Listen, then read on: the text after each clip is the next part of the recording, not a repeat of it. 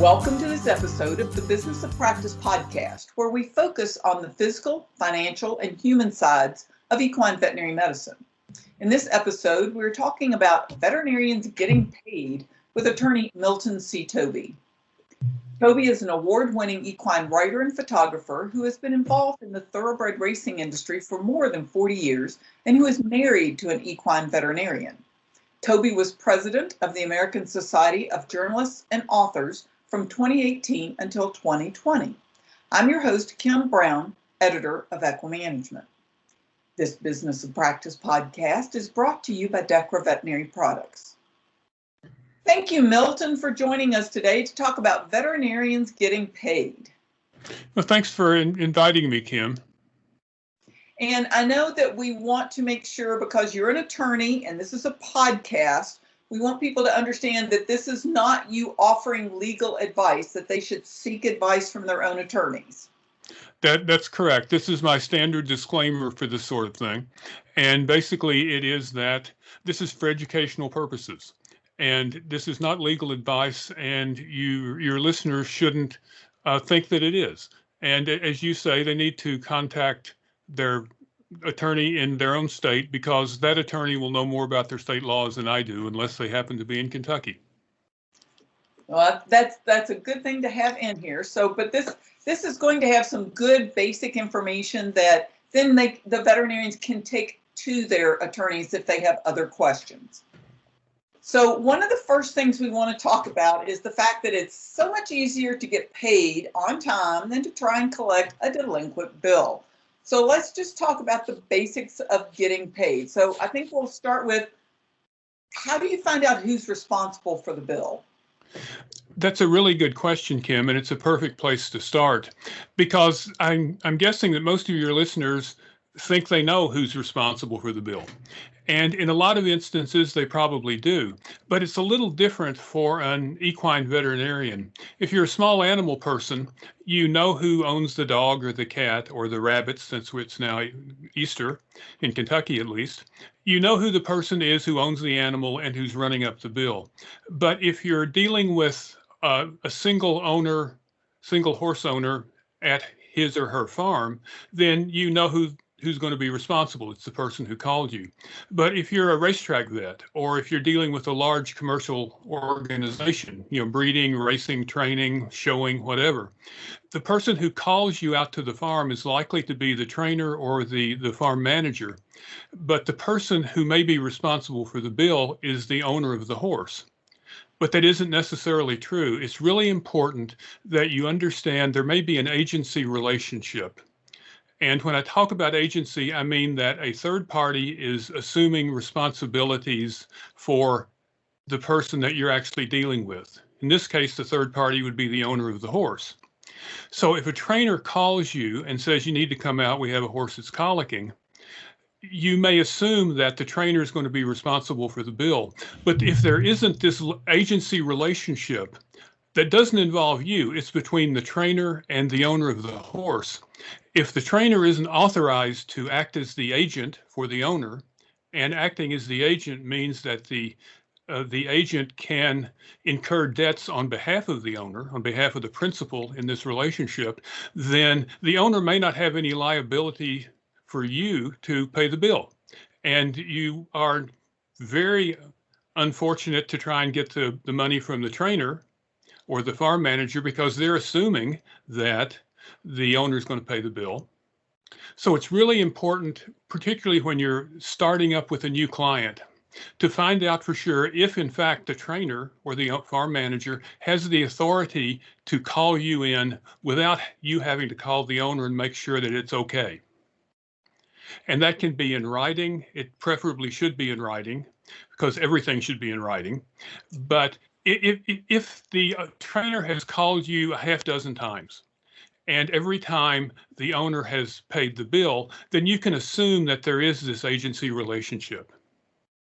But it's always dangerous to assume anything when you're talking about money and legal issues. So if you can get the understanding in writing, that's even better. But just be aware of the fact that particularly with a large operation where the trainer isn't where the owner isn't on site, chances are the trainer has the authority to call you, but he may not. It's something you want to work out before you get the call that says, yeah, my horse is colicking, it's 2 a.m, come out and help.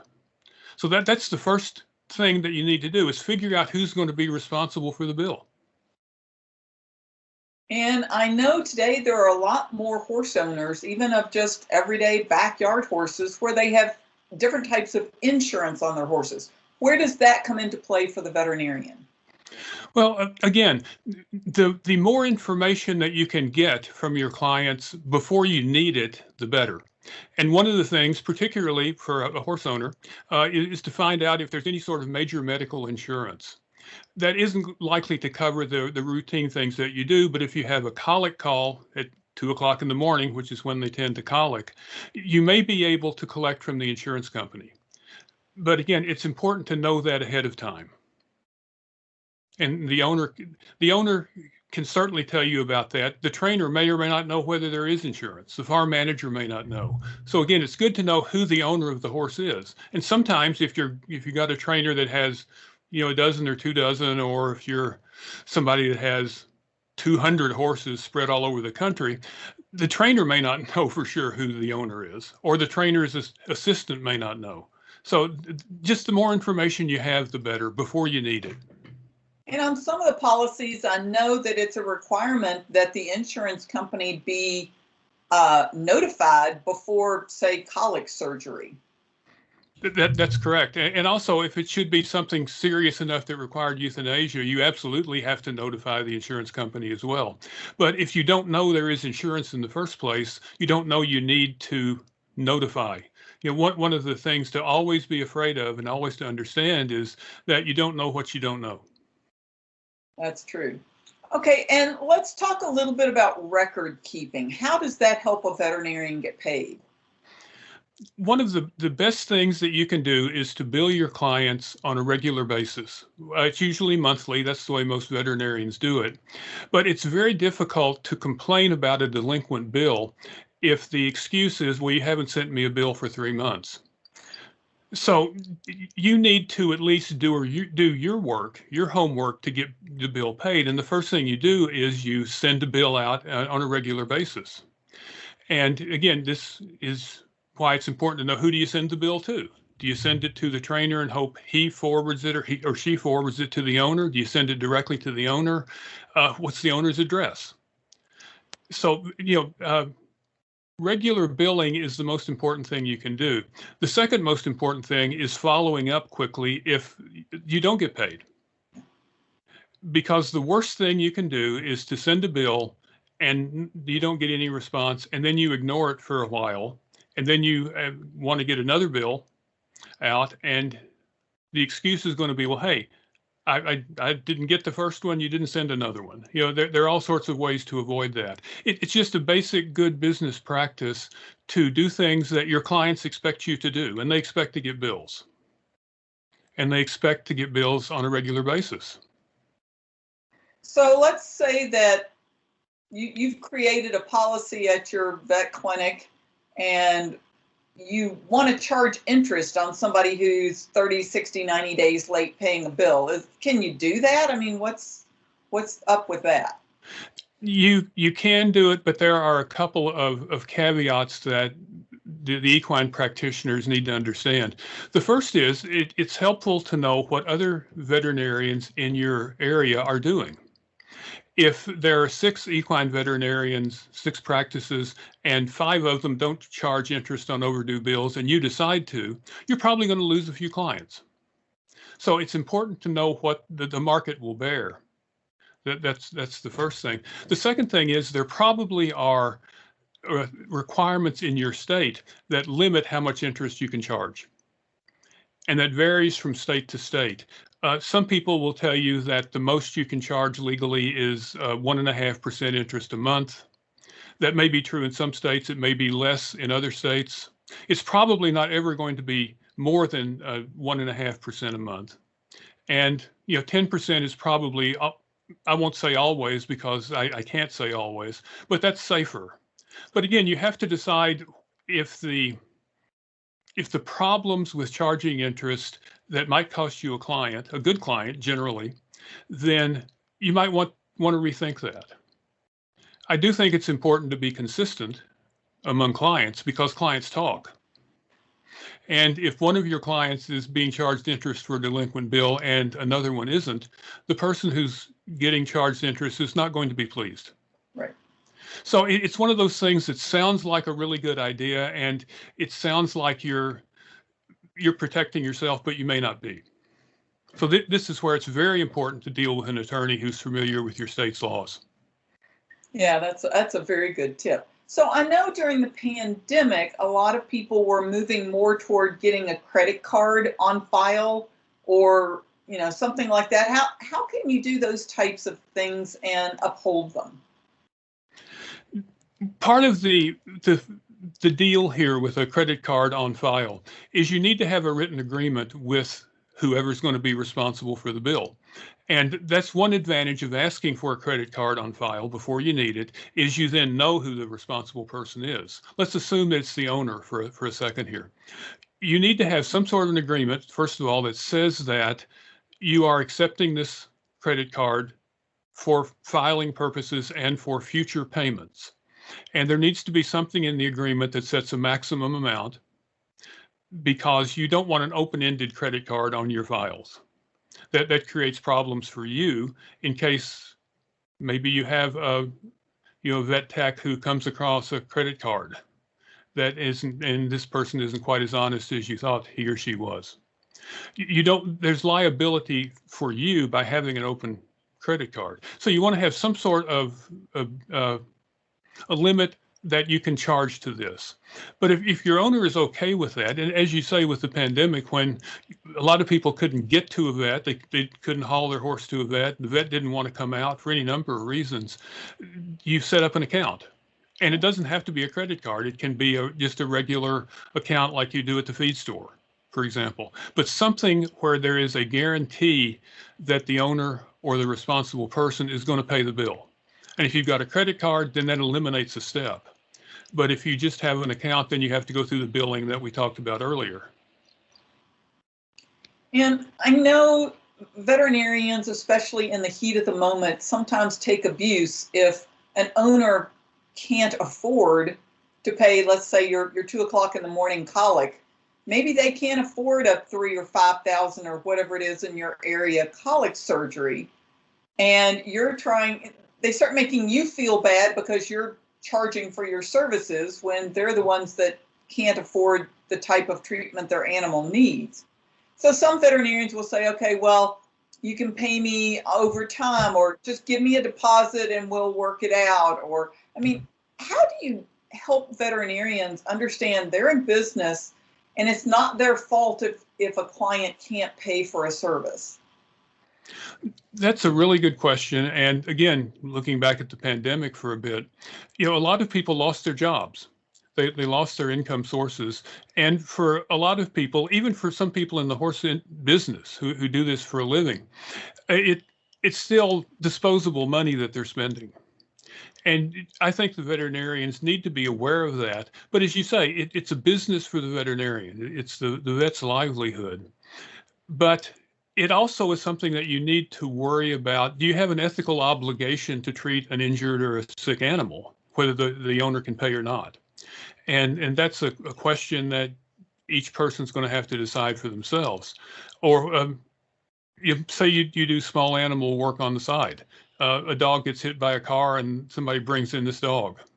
You don't know who the owner is. Do you euthanize it? Do you treat it and hope you can locate the owner and get paid? It's not going to work like that with a horse. But it's just the colic surgery at 2 a.m. is a good example. Maybe you know that this client has lost his or her job, doesn't have the money to pay. Do you go out on the call anyway? That isn't a legal question. It's a business question, but it has a lot to do with how you want to run your business and the reputation that you want your business to have. And I would suggest to you to give a lot of consideration to the question of, do I want to lose a little money on this and improve my reputation in the equine community? And there's also the question of, do you work for yourself or do you work for someone else? Because I heard of a situation where an associate didn't have an ownership in the practice, and they had very set, standards of this is what you will and won't do and how we get paid. And it was one of those cases. Well, let's use it as a dog. They brought a dog in, and they went ahead and did whatever treatment it was, and the person couldn't pay, and so they were trying to work out a payment plan and got called on the carpet by the owner of the practice because that was not the practice's policy. So sometimes it's not even the individual veterinarian who gets to make these decisions. That's absolutely right. And then, not talking so much about you getting paid, but about your practice getting paid. This is something that the practice owner and the employee veterinarians need to work out ahead of time. It's perfectly reasonable for an employee who doesn't have an ownership interest in the practice to say, okay, what if I get called out on an emergency and the owner can't pay? What do you want me to do? And then you have to decide what you're going to do if your boss says no, leave, don't treat the horse, and you feel an ethical obligation to do so. It gets really complicated there. Dechra Veterinary Products is proud to sponsor Equimanagement's The Business of Practice podcast. Dechra's equine product line includes Osphos, clodronate injection, Orthokine Vet IRAP 10 and 60, Osteokine PRP, Equidone Gel, domperidone, the Vetivex line of parenteral fluids, Vicox EQ joint supplement, and a comprehensive line of topical dermatologic products. The recent addition of Zymeta, diaperone injection, further expands Dechra's equine offerings. For more information about Dechra's products, please visit dechra-us.com. Yeah, these are things that need to be thought about ahead of time and discussed whether you are the practice owner and have employees, or you are the employee of someone else. Yeah, exactly. So let's go into a different topic now. A lot of veterinarians go, well, I can always take a lien out on a horse if, they don't pay me. So can you explain what exactly a lien is and how that might work for a veterinarian? Sure. First of all, a lien is a security interest. And what that means is that if I have a lien on your horse, that means that I have a security interest. I'm sort of a part owner of your horse. And in theory, at least, I could sell your horse if I have a lien. That is, I'm not going to do that in practice because it isn't usually the way it works. But what it might mean is that if you sell your horse, I'm entitled to part of the money. So that's basically what a lien is. Think of it like your car. When you finance your car, the bank, the finance company, whoever is financing it, they have a security interest, which means that basically you and the bank are partners in the ownership of your car. Mm-hmm.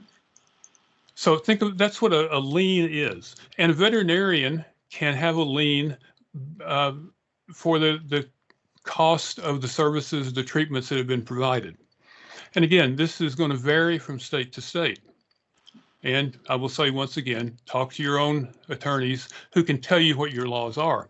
I can tell you in Kentucky, there is a specific statutory veterinary lien that gives a veterinarian a security interest in whatever animal is being treated. It isn't limited to equines or small animals. It's for veterinary care, and creates by law a security interest in the veterinarian's favor. Kentucky has two other liens. There is an adjuster's lien, which is for the care and feeding of the horse. And then there's also a stud fee lien that gives the owner of the stallion a security interest in a foal that's produced from a breeding if the stud fee hasn't been paid. So Kentucky, we like to think we're the horse capital of the world. And so we have three very specific liens that affect the horse industry, but we have a specific veterinary lien. The American Veterinary Medical Association in March of 2021 published a list by state of veterinary liens. And we'll have a link to that you can follow. But they list every state, and with a brief description of what the veterinary lien does. And there are 45 states that are listed here that they say have veterinary liens. When you actually look through the descriptions, not all of those are specific veterinary liens. Of the 45 that is listed by the AVMA in this document, 21 of them actually refer to veterinarian in the language of the lien. So those are the states that you clearly are getting a statutory lien for your work, for what you do. There are 3 other states that, although they don't mention veterinarian specifically, they mention farrier services specifically. So if you are a veterinarian who does any sort of farrier work as part of your practice, even if you don't have a specific veterinary lien, you might be able to have a lien for at least the farrier work that you do as part of your practice in these 3 states. The others in the 45 states that don't have specific veterinary liens or these 3 farrier liens all have adjuster's liens, and these are liens for the care and feeding of an animal, primarily livestock, horses. But whether that includes a veterinary practice providing care and feeding, it isn't at all clear. And the adjuster's liens are so old, that they were written when people were going to the livery stable, when they took their wagon into town to get supplies. So the language isn't particularly modernized, let's say. So there are going to be options for veterinary liens in some but not all states. And you have to figure out what the requirements are. And the laws are going to be really vague. Typically, there will be wording in the statute that says you have to provide proper notice of the lien. But they don't tell you what proper notice is. Is it sending a letter? Is it sending a certified letter? Is it posting something in the local newspaper? Do you have to post something in a national newspaper like USA Today? The statutes seldom tell you what proper notice means, because if your goal is to sell the animal to recoup your charges, then you have to give the owner of the animal an opportunity to know that you're going to sell the horse and then to pay the bill. So the proper notice is a very strict legal requirement. There also will be a few statutes that require you to do what is called perfecting the lien. This isn't common, but in Kentucky, if you want to perfect a lien, you have to file a statement with the Secretary of State that says that you are asserting your lien, your statutory lien on this particular horse. And the idea there is that people, particularly in the high-end racing and show business, they will use their horses as collateral for loans. And the lender has the right to know whether there are any other liens on the horse before they loan money for it. That's why in some states you have to perfect your lien. In other states, Kentucky's one of those, you have to go to court. You have to get a court order to sell the horse. So there's an involved legal process as well that probably violates the U.S. Constitution, but that hasn't come up in Kentucky yet. So again, with the liens, it's like everything else. It's very, very state specific. And when you're talking about an equine veterinarian, probably the states that are big in the horse industry, Kentucky, California, Florida, Texas, Illinois, Maryland, the biggies, they're more likely to have a veterinary lien just because the veterinary bills are going to be larger. And, it's in the interest of the veterinarian. So that's what a veterinary lien is. It's a way that you might be able to enforce the payment of your bill. But as a practical matter, the whole veterinary lien idea is built around the chance that you can sell the horse or sell the animal. And if you don't have possession of the horse, you're not going to be able to sell the animal unless you get a court order in the states that require that. So this isn't a do-it-yourself remedy. It's something that you really need an attorney's help with. Yeah, and that's a good point. And again, just to reiterate for our listeners, that AVMA article with the link to the vet liens, we will put that in the Equimanagement article for the Business of Practice podcast on this topic on equimanagement.com, and then you'll be able to click right through to that AVMA. Okay, so let's go to the very last one, and this is a topic that a lot of people get nervous about even saying, but hey, I'm not getting paid, I'm going to sue you. So how does that work for veterinarians? It works better for lawyers than it does for veterinarians, I can tell you that. The idea is a good one, because assuming that you've done the things that we talked about at the beginning of the podcast, you do regular billing, you have a written agreement of some sort with the owner of the animal, the responsible person, then this is not the same as a veterinary lien. The veterinary lien is created by statute, but a contract is created between you, the veterinarian, and the owner of the horse. And part of the contract is that they are agreeing to pay for veterinary care. And if the owner doesn't do that for whatever reason, then you have at least the potential of filing a breach of contract lawsuit. But it's a very, very dangerous thing to do.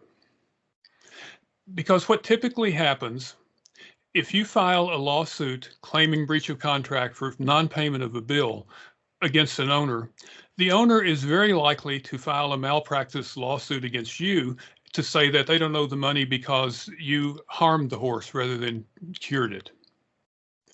And you don't want to wind up in a legal battle. There are all sorts of reasons. It's expensive, it is time consuming, and it's going to be in the local papers that you are suing an owner because the person couldn't pay their bill. They're going to look like an attractive defendant. You're going to look like a money-grubbing veterinarian, and you don't want that.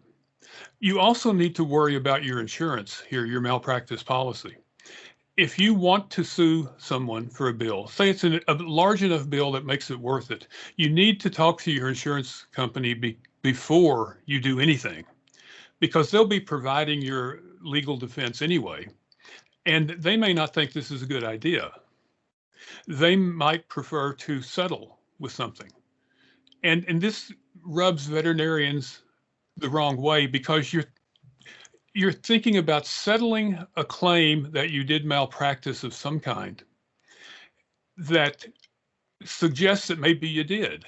So settling this is not a good idea either, necessarily, because it's going to hurt your reputation. The insurance company may not want to go to court. They may want to settle because that's cheaper for them. So lawsuits, you need to really weigh the pluses and minuses of filing a lawsuit. I would always recommend to a client that they not do that, that they try and negotiate something with the owner, that they look at a veterinary lien option, or that they just write it off. And again, always think of the return on your investment when you treat an animal. The return may be money. That's what you want it to be. But the return also may be an enhanced reputation. Maybe the horse farm manager or the horse farm employees or the owner, whoever, maybe they didn't have the money to feed their horses, and now you need to treat them. They're malnourished. You're going to get a lot of good PR if you don't hound this person for their money, for your money. Maybe that's the return on investment that you need. It's good PR for your clinic. So there are a lot of things when we're talking about getting paid. It isn't just about getting the money that you're owed. It's about the circumstances under which you get that money. And I think that's as important a lot of times as just being very, very aggressive and doing everything you can to get paid. Sometimes it makes sense, but sometimes it doesn't. And those are the business decisions that I think are the hardest things that veterinarians have to do. Yeah, and I think veterinarians, just going back to the basics of making sure you know who's responsible for the bill, is there insurance, make sure you've got your records and you've billed and you followed up with anyone that hasn't paid. That should take care of most of your issues about getting paid. And then there's always, you can do a credit card on file and just let them worry about it. And there's other options like Care Credit and some of these places that will take over that debt and work with the owner on it. So yeah. And one final thing, and this isn't for the equine veterinarians who are listening to this, but it's for the horse owners. A lot of reasons, or a lot of the time that you get in trouble with a bill is you get a bill, you can't pay it, and you don't go to the veterinarian and say, look, I'm having some hard times right now. Can we work this out? So one of the things that the veterinarian, I would strongly advise that you do if you have a delinquent bill, the first thing is call up the owner and ask. The email business, that's not a good idea. A personal call to say, what's the problem? And if there is a problem, try and work it out. If you can negotiate a payment plan or even a partial payment that you're willing to accept, that eliminates all the worrying about veterinary liens and lawsuits and getting sued for malpractice and all the other bad things that we've talked about. You should be able to work it out. And the owner has some responsibility here. And that's something you might want to tell the owner early on in the process. Look, if there's a problem with the bill that I'm not going to know about it, you need to tell me. And we'll try and work something out. And then the legal things, the veterinary liens, the lawsuits, those should be last resorts, not first actions. Right. And there is one more thing to consider. I think that veterinarians are not banks. They are not really in the lending of money business. But it's up to the individual practice if they want to take payments on something and whether they charge interest, which is you discussed earlier. So some of this, it just really needs to be thought about. You mentioned having a contract. I know when you go into a small animal clinic, or even a doctor's office, you sign something and it says, yes, I'm responsible for paying the bill. So, I mean, having that on file, it would be a good thing for all of your clients. Yeah, absolutely. And the more communication there is, the less likely there will be unpaid bills. Well, and on that note, I think we will say thank you very much, Milton, for joining us today to talk about veterinarians getting paid. We want to thank our audience for listening to us on this Business of Practice podcast. And a big thanks to our sponsor, Dechra Veterinary Products. We invite you to visit equimanagement.com or your favorite podcast network, such as iTunes or SoundCloud or Stitcher, to hear each episode of the Business of Practice. If you have any questions or suggestions, you can send me an email at kbrown, that's the letter K, Brown, at equinenetwork.com. The Business of Practice podcast is a production of the Equine Podcast Network, an entity of the Equine Network, LLC.